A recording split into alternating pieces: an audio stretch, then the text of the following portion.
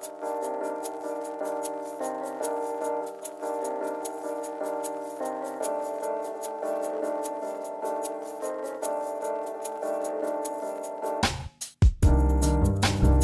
name is Paula Kovarik. I'm an ArtsAccelerator grantee.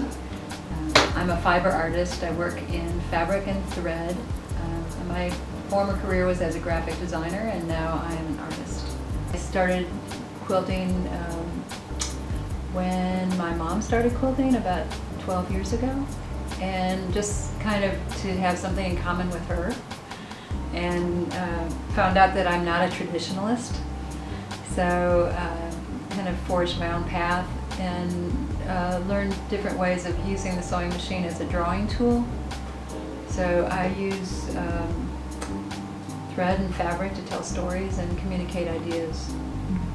It's really my focus now, and I do it a lot.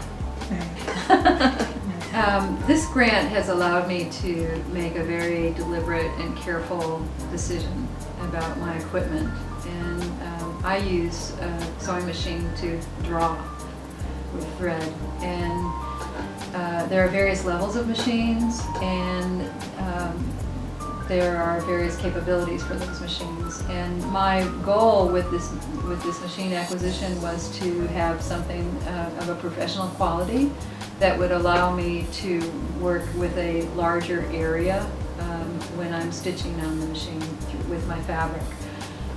So the grant has allowed me to do a lot of research and allowed me to make a decision that I probably would not have made, because I don't have that extra money to be able to just go out and buy a machine of this quality. I have not spent the money yet. It's still sitting in the bank account waiting for this decision, and it's allowed me to be very careful about that decision, which is really nice, because I think if I had rushed into it, I might not be as happy as I will be when I finally find the one I want. So, I use these design boards to post things that I'm working on and work around sometimes. They are inspirational, but also works in progress. So a lot of these pieces are just ideas that I'm starting with and that I might expand upon.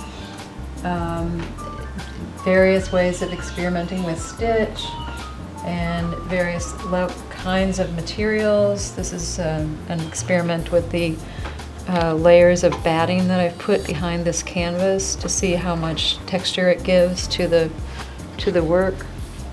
I'm fascinated by the back of pieces sometimes. I like the raggedness of them, so I use pieces like this to kind of look at how texture might be affected by a stitch. These are pieces of fabric that I stitched together and then threw them in the washing machine and then made them shrink to see what happens when you shrink the stitched piece. For a while I was doing designs based on my the kids' drawings, and so these are pieces like that, kids' drawings pieces. This is a piece that I'm still working on, but experimenting with different backings for it. And this is my brain on bulletin board. It has evolved over time. My practice really evolves, and it depends on what inspires me at the time. Right now I'm inspired by a rock collection that I have.